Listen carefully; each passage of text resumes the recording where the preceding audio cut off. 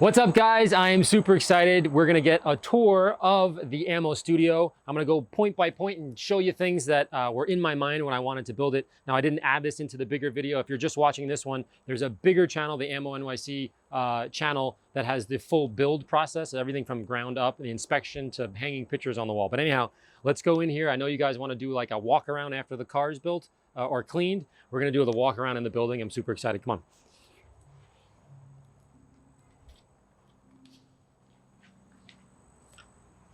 All right, let's turn some lights on here.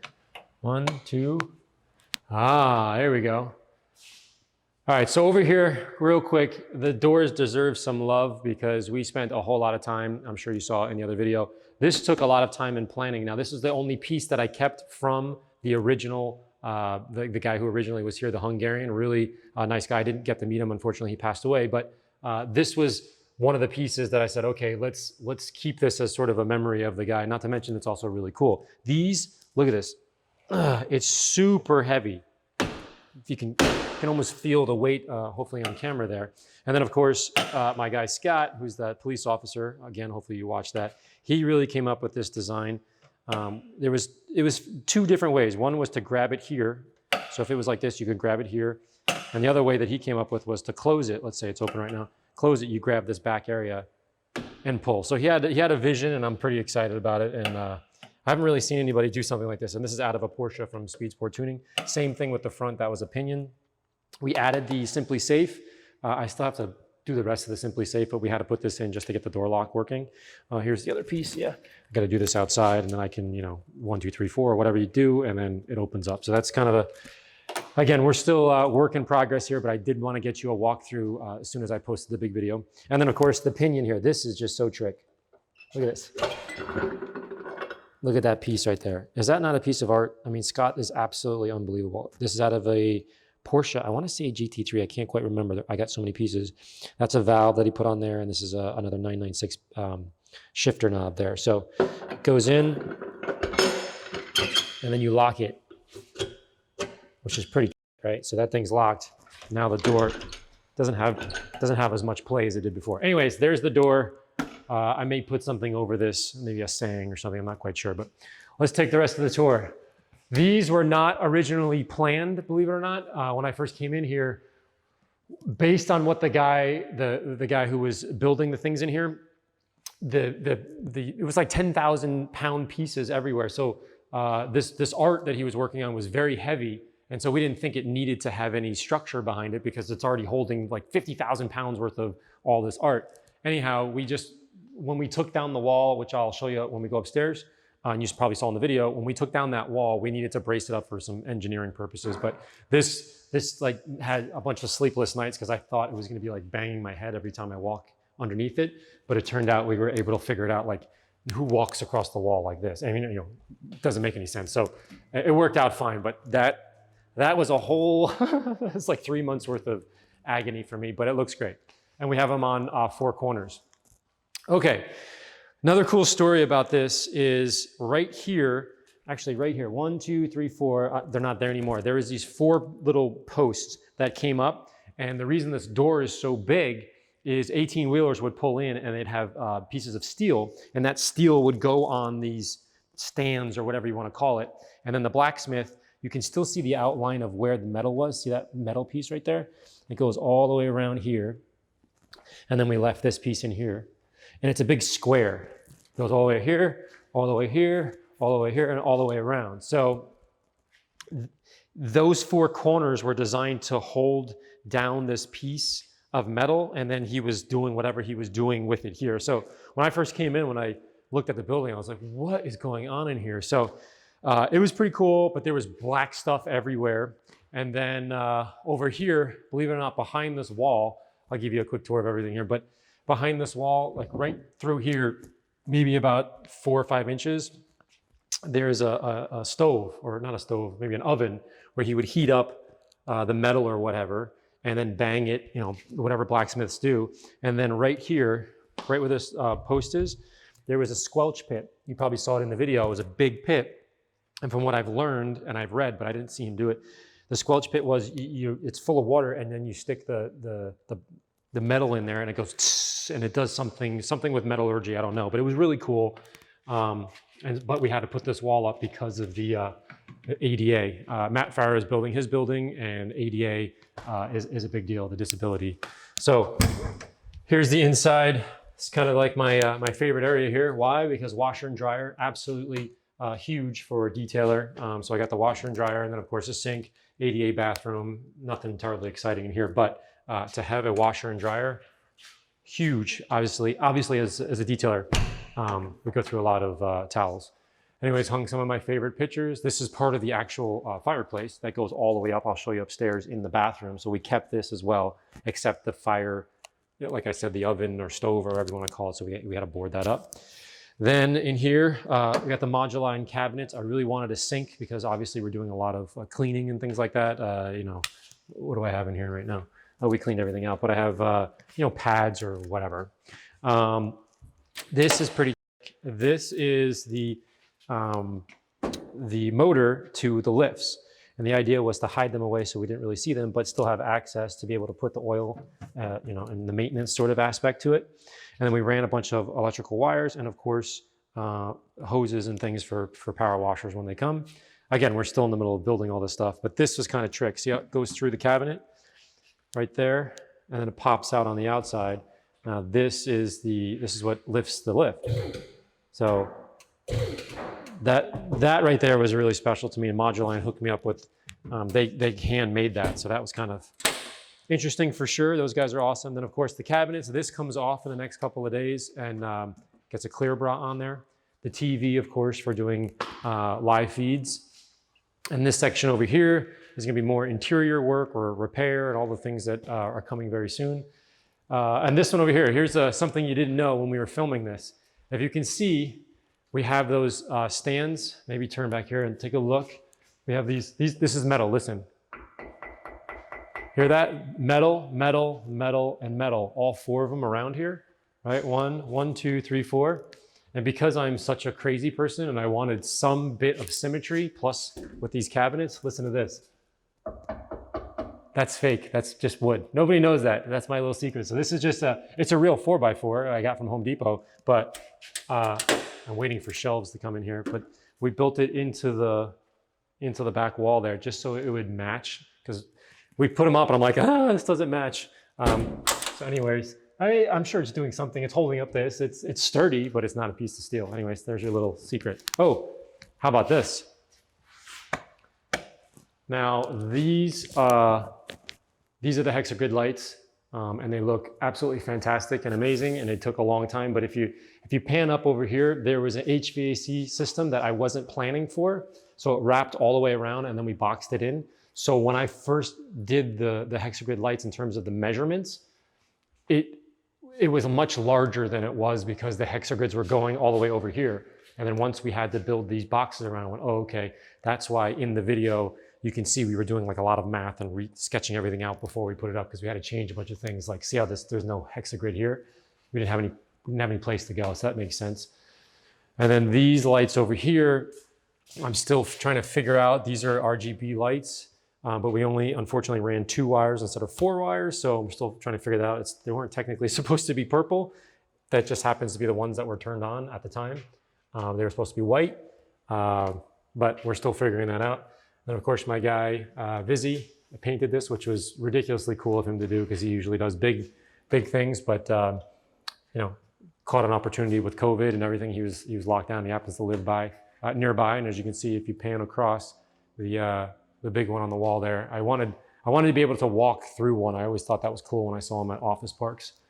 And then there's, you know, I got the 964, watch your step there, but this was a big deal. This took a very long time. Everything in here got rewired. And then in the next couple of days, I'm building this box. Actually, Scott he's helping me out, building this box to hide this away, because every time I shoot a photograph of the car, there's boxes in the way, and I didn't think that far ahead, but yeah. And then we have all every corner has airlines too. So pretty cool. Oh, overhead door. These are overhead doors with frosted glass, double pane. So, cause it gets pretty cold here in Connecticut. And and they look amazing, and they actually give a little bit more light before. The first doors we had were really old and really rickety and really loud when they opened up. And they actually had a motor all the way up on the 3rd floor podcast room, which we're about to go see right now. As we walk upstairs, this was kind of a big deal. These were all made with specific gaps so that when the airflow comes in, I didn't realize this I just didn't know, I'm not an HVAC guy, but when you turn the air conditioning on, this whole thing sucks in so much so that you see these little, I just pulled it off, it's off the scale or the slider there. This thing had to be put in afterwards because they, like when you had them right here, when the fan would go on, they would suck in so hard. I never realized that. So we had to actually put that in afterwards so that it was even all the way across. Kind of a cool thing. Oh, for you detailing nerds, that box up there was specifically made, I can't reach it, but specifically made to put clear bra in there because there's an HVAC line. So it's either cold or hot, depending on whatever the season is. So it's room temperature, it's nice, it's comfortable to keep the clear bra safe, and it's out of the way. So it's kind of a trick thing.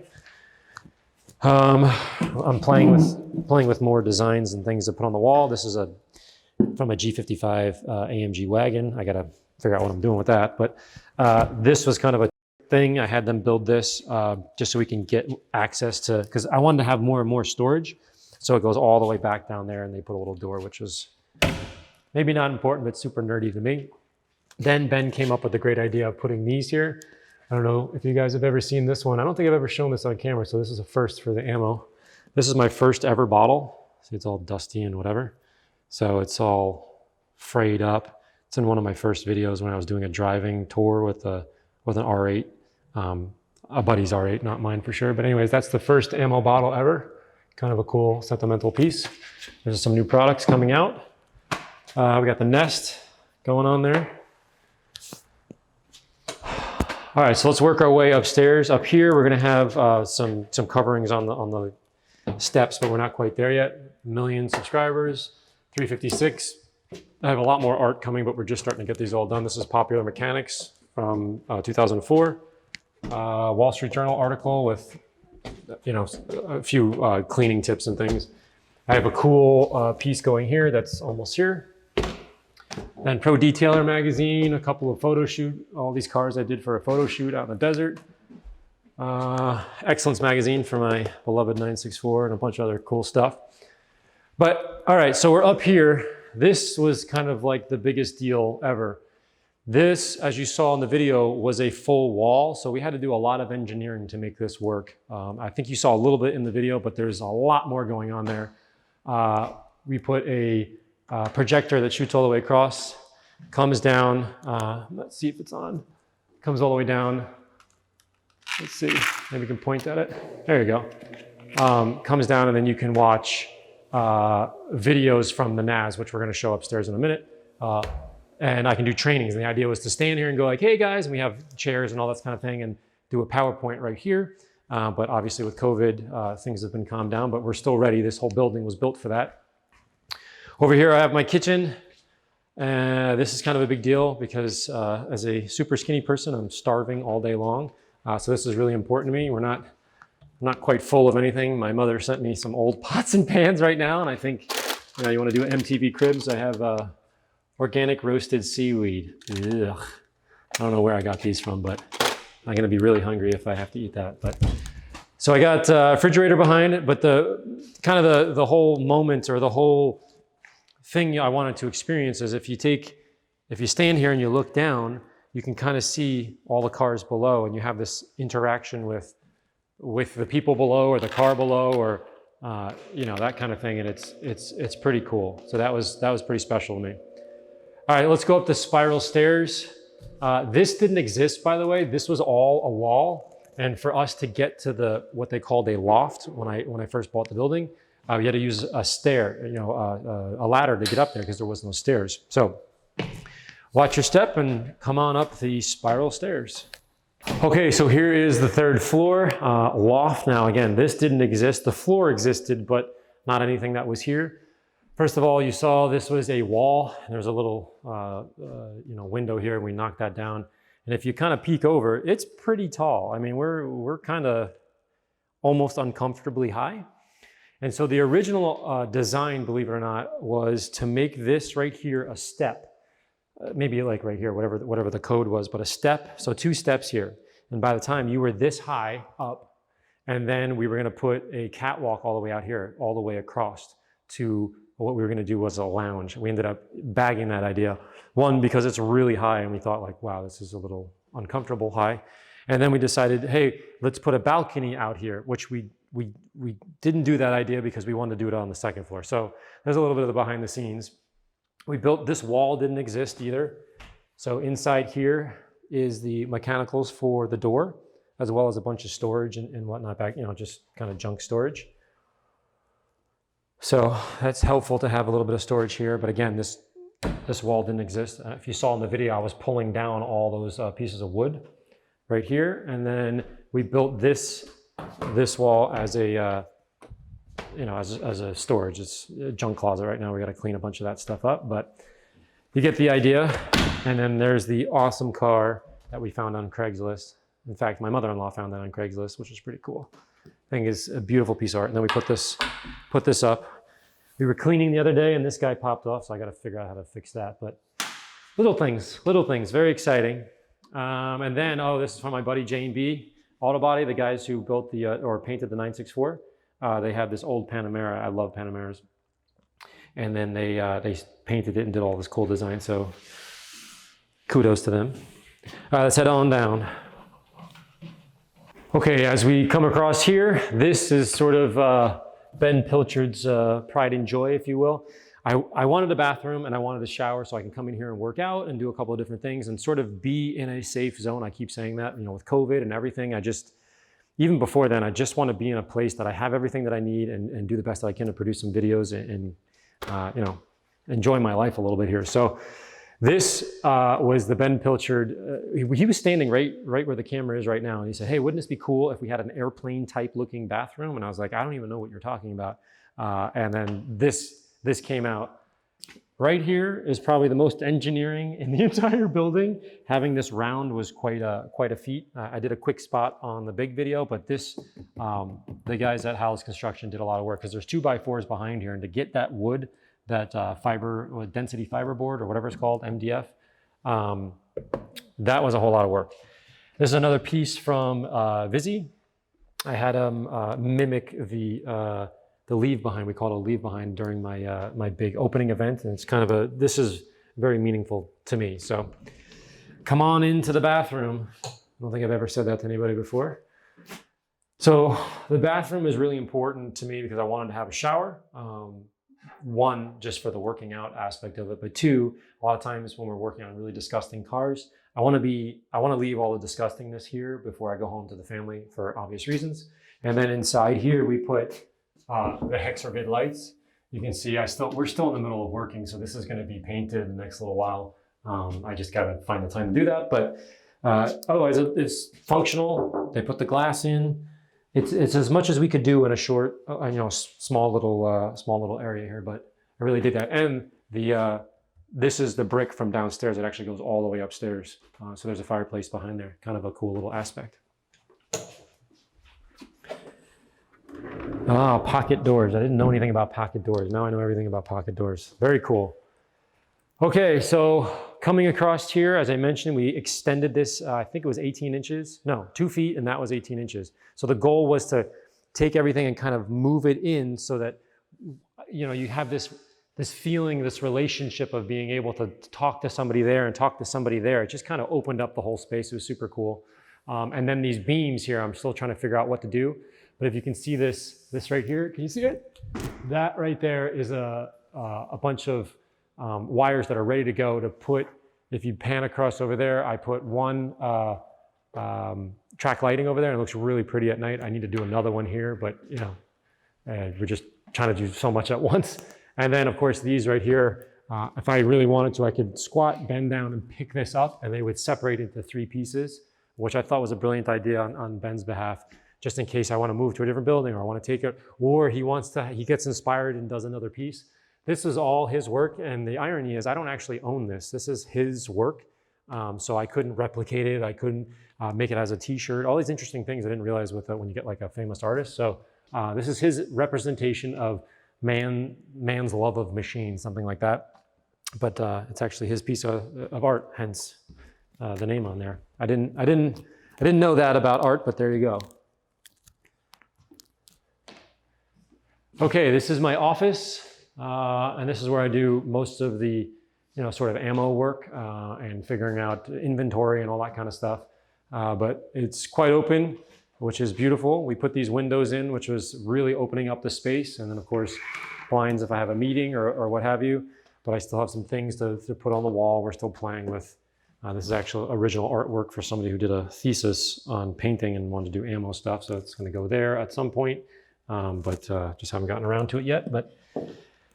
And there's my central vac system. I'm very proud of that. TV, and of course my whiteboard, and then my guys that inspire me. Steve McQueen, of course. I have Paul Newman on the other side. You guys all know that I'm a Rage Against the Machine crazy person. I just love that band. And then this desk was very, very interesting. This was all made, and we showed a little bit of in the video, so that I could fit in the Ben Pilchard designed cabinets here. And to have him sort of build this and mimic this, to design this whole thing and then sign it was really meaningful to me for sure, because Ben is a good buddy and he did a lot of work here. So very, very cool. There's my high school hockey award, because I'm a huge dork. All right, come on up. I'll show you a little bit of art down here. There's Paul Newman, and then of course we featured Spencer, my buddy in the film. So yeah, he's a good dude. I think he'd be pumped. All right, so let's go up and I'll show you the very final place, which is the podcast studio.